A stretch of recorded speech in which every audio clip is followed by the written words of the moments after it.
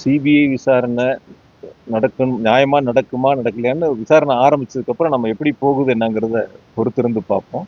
சில நேரங்கள் இதுல கூட வந்து சில அதிமுகவுடைய வழக்கறிஞர்லாம் கூட இதுல உள்ள கொண்டு வந்து போட்டாங்க.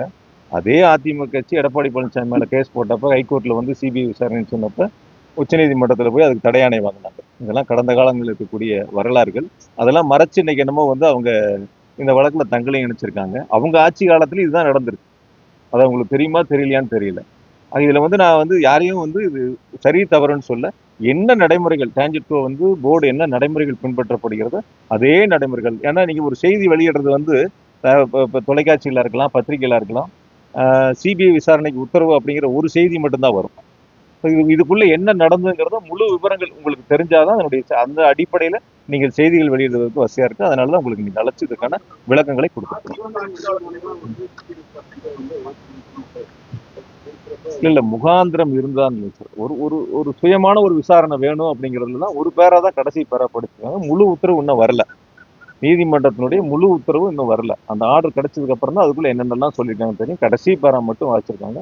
அதனால அந்த கடைசி பேரா வாசிச்சு நாளைக்கு ஆர்டர் வர 2 நாள் ஆச்சுன்னா இன்னைக்கு நீங்க சிபிஐ விசாரணை மட்டும்தான் அப்படிங்கறது மட்டும்தான் தலைப்பு செய்தியா போடுவீங்க. அதுக்காக தான் இந்த விளக்கங்கள் கொடுக்குறோம். முழு ஆர்டர் வந்ததுக்கு அப்புறம் நான் உங்களை சந்திக்கிறேன். அப்ப அதுல என்னெல்லாம் சொல்லியிருக்காங்க என்னங்கிற கருத்து நான் திரும்ப நான் சொல்றேன். சார் இது நெருக்கடின்னு பார்க்கல. அதாவது வந்து ஒரு புகார் கொடுக்கக்கூடிய ஒரு அமைப்பு கூட ரொம்ப வசதியா இந்த 4 வருஷத்துல நடந்தது மட்டும் தனியா பிரிச்சு எடுத்து இது தவறு நடந்திருக்குன்னு சொல்லக்கூடியவங்க இல்ல. அவங்க 21க்கு அப்புறம் எடுத்து சொல்றாங்க. ஒரு 7 டெண்டர்ல இந்த மாதிரி நடந்திருக்கு, ஒரே பிரைஸை கோட் பண்ணிருக்காங்க. எப்படி அவங்க கோட் பண்ணாங்கன்னா அதுக்கு முன்னாடி 16, 17ல நான் இப்ப எவ்வளவு டெண்டர் சொன்னேன், 18, 19ல சொன்னேன். 87ல இருந்து இந்த நடைமுறை இருக்கு. அதெல்லாம் ரொம்ப வசதியா மறைச்சு இந்த 5 வருஷத்தை மட்டும் தவறு நடந்ததை போல அந்த அமைப்பு வந்து ஒரு சில கட்சிக்கு ஆதரவாக செயல்பட்டதா தான் நான் நினைக்கிறேன். அவங்க வந்து ஒரு சுயமா செயல்படல, ஒரு கட்சிக்கு ஆதரவாக செயல்பட்டு நீதிமன்றத்தில் இது போன்ற ஒரு வழக்கை தாக்கல் செய்து இந்த உத்தரவுகளை பெற்றிருக்கின்றார்கள். பொறுத்திருந்து பார்ப்போம். சார் 87ல இருந்து இதே நடைமுறை தான் சார். 16, 17ல நான் இப்ப சொன்னல சார். 16, 17ல 1, 2, 3, 4, 5 டெண்டர் இது மாதிரி இருக்கு. நிறைய டெண்டர் இது மாதிரி இருக்கு. நிறைய டெண்டர்கள் இது மாதிரி 17, 18ல இருக்கு, 19, 20ல இருக்கு, 20, 21ல இருக்கு. ஒவ்வொரு வருஷமும் ஒரு 30 பேர் 40 பேர் இந்த டெண்டர்ல கலந்துக்குவாங்க. ஒரு 5, 6 பேர் இல்ல ஒரு 10 பேர் L1 பிரைஸுக்கு ஒரே மாதிரியான பிரைஸை கோட் பண்ணியிருப்பாங்க. சில பேர் L2 பிரைஸ் ஒரே மாதிரியான பிரைஸ் இருக்கும். அது அந்த அமைப்பு தான் கேட்கணும். அவங்க தாக்கல் பண்ணதுல அந்த 5 வருஷம் மட்டும் இருக்கு. அந்த அமைப்பு தாக்கல் பண்ணதுல உறுதியா இருக்கும். இல்லாம எப்படி இருக்கும்? அந்த அமைப்பு வந்து இப்ப பேசக்கூடியவங்க போன ஆட்சியை பத்தி எதுவுமே பேசுறது இல்லையே. எங்க அரசாங்கத்தை பத்தி மட்டும் தானே பேசிட்டு இருக்காங்க.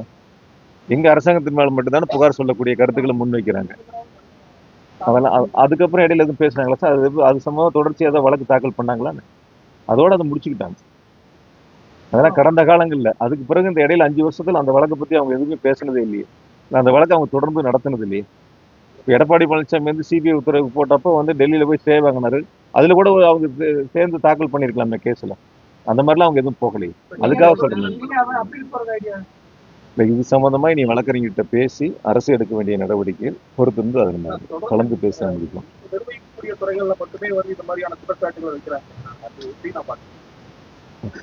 அதாவது பொதுவெளியில் மக்கள் மன்றத்தில் வீழ்த்த முடியாதவர்கள் நீதிமன்றத்திற்கு போறாங்க.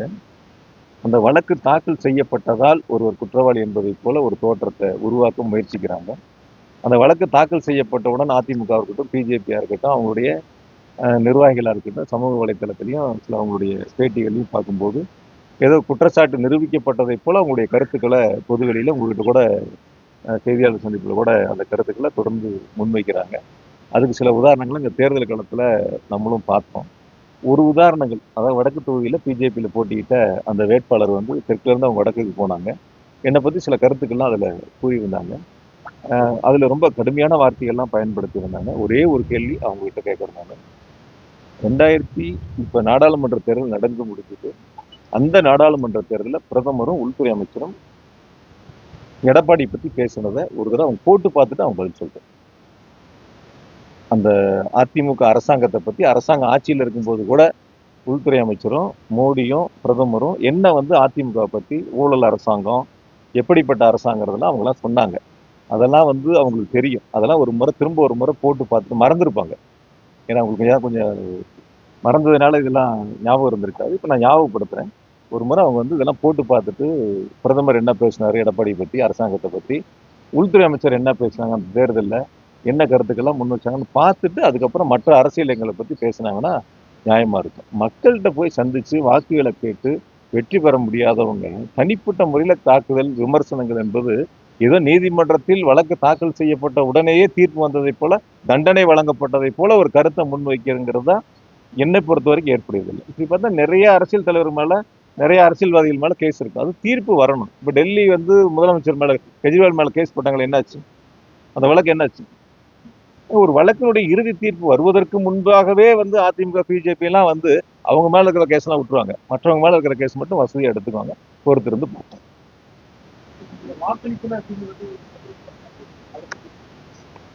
சார், நான் அன்னைக்கு வந்து வாக்களிக்கணும்னு தான் நினைச்சேன். நான் 3:03 புறப்பட்டு நம்ம போய் அங்கே வாக்களிச்சிடணும் தான் நினைச்சேன். போய் வாக்களிக்கிறது என்னுடைய கடமையாக தான் நினைச்சேன். இங்கே ஒவ்வொரு பூத்தாக நாங்கள் போயிட்டு இருந்தோம். ஒவ்வொரு பூத்தாக போயிட்டு இருந்தோம். சில பூத்துக்களில் வந்து அதிமுகவினர் வந்து பூத்துக்கு உள்ளேயே இருந்தாங்க. சில பூத்துக்கு உள்ளேயே இருந்தாங்க. ஏஜென்ட் இல்லாதவங்களும் பூத்துக்குள்ளேயே இருந்தாங்க. அதெல்லாம் வந்து எங்களுடைய ஏஜென்ட்டுகள் வந்து சுட்டி காட்டினா கூட சில இடங்கள்ல வந்து அவங்கள வெளியேற்றுறதுக்கு முயற்சி எடுத்தா கூட அவங்க ஒரு ஒரு விதமான உங்களுக்கு தெரியும் எப்படி வந்து இங்க ஒரு பிரச்சனையை உருவாக்குறதுக்கு சட்டம் ஒழுங்கை வந்து எப்படி வந்து கெடுக்கணும்னு நினைச்சாங்க. எந்த மாதிரியான நடவடிக்கைகள் 2-3 நாட்களா கடைசியா இருந்தாங்க. போய் மறியல்லாம் பண்ணாங்க. மாவட்ட ஆட்சியர் உள்ள மறியல்லாம் பண்ணி தேர்தலாம் நிறுத்தணும் அப்படிங்கிற அந்த சூழலுக்கு போனாங்க. கடைசி அந்த 2 மணி நேரங்கள்ல ஒரு ஒரு ஒரு பரபரப்பான சூழல் இருக்கக்கூடிய அந்த காரணத்தினாலதான் நான் வாக்களிக்க போக முடியாத ஒரு சூழல் ஏற்பட்டது. ஏன்னா முழுமையா இங்க இருந்து பார்க்க வேண்டிய அவசியம் ஏற்பட்டதால் தான் நான் வாக்களிக்க போக முடியல. உள்ளபடியே நான் போகணும் 3 மணிக்கு புறப்பட்டு 5 மணிக்கு நாங்கள் போய் ஓட்டு போடணும்னு நினைச்சு கடைசி கட்டம் ஒரு பரபரப்பான ஒரு சூழல் ஏற்பட்டது. அந்த சூழலை தவிர்க்க வேண்டும். ஏதாவது வந்து இங்க ஒரு கடைசி 2 நாட்கள் ஏற்பட்டதை போல ஒரு பதட்டம் ஏற்பட்டு விடக் கூடாது என்ற காரணத்தினால்தான் முழுமையாக இங்கிருந்து நான் வாக்களிப்பதை கவனிக்கக்கூடிய அந்த பணியை நான் கையில் எடுத்தேன். வேற ஒன்றும் இல்லை சார். அதாவது நான் என்னுடைய காரணங்கள் சொல்றேன். அதாவது 2 விதங்கள். நான் கேண்டேன் தான் சார். நான் அதாவது வந்து அங்க போய் இங்க ஒரு பதட்டம் ஏற்படணுமா இல்ல அங்க போகணுமா நான் முடிவெடுக்கணும். அது என்னுடைய உரிமை. அது நீங்க சொல்ல வேண்டியது என்னுடைய உரிமை. அது நீங்க உங்களுக்கு ஒரு கடமை இருக்கிற மாதிரி எனக்கு ஒரு கடமை இருக்கு. வாக்களிப்பதும் கடமை. என்னுடைய தொகுதியில நான் போட்டியிடக்கூடிய தொகுதியில எந்த பதட்டமும் ஏற்பட்டு விடக்கூடாது. அது சுமூகமா தேர்தல் நடத்தணுங்கிறது என்னுடைய கடமை.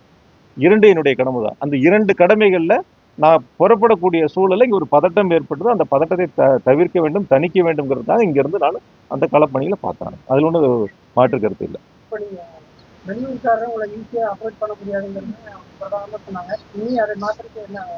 தொகுதியில தானே இருக்கேன். தொகுதிக்குள்ள தானே சார் இருக்கேன். வெளியூருக்கார் தானே சார் இங்க 4 வருஷமா வேலை பார்த்தோம். வெளியூருக்கார் தானே சார் இங்க 4 வருஷமா வந்து வேலை பார்த்தோம். வெளியூருக்கார் தானே இங்க எல்லா திட்டங்களுக்கும் அடிக்கல் நாட்டுறதுக்கு முதலமைச்சரோட நிகழ்ச்சியில கலந்துக்கிட்டது. ஒவ்வொரு ரோடா சந்தா போய் நீங்க எல்லாம் என்னோட தானே சார் வந்தீங்க. 4 வருஷமா இங்க தானே சார் உட்காந்து ரோடு வேலை ஆரம்பிக்கிறது, சாக்கடை வேலை ஆரம்பிக்கிறதுல இருந்து நான் இது சுகாதார மையம் ஆரம்பிக்கிறது இருந்து எல்லா வேலையும் ஒன்னா தானே போய் பார்த்தோம். எல்லாரும் ஒன்னா தானே பார்த்தோம். என்னை எதிர்த்து என்ன வேட்பாளர் இருக்காருல அதிமுக, அவர் எந்த ஊர் சொல்லுங்க. அவருடைய பர்த் சர்டிஃபிகேட் எந்த ஊருக்கு சொல்லுங்க. அவர் எந்த ஊர் சார்? அவர் என்ன 20 வருஷத்துக்கு முன்னாடி வந்தார் சார். நான் ஒரு 5 வருஷம் லேட்டா வந்தது சார். அவ்வளவுதான். வேற ஒன்று.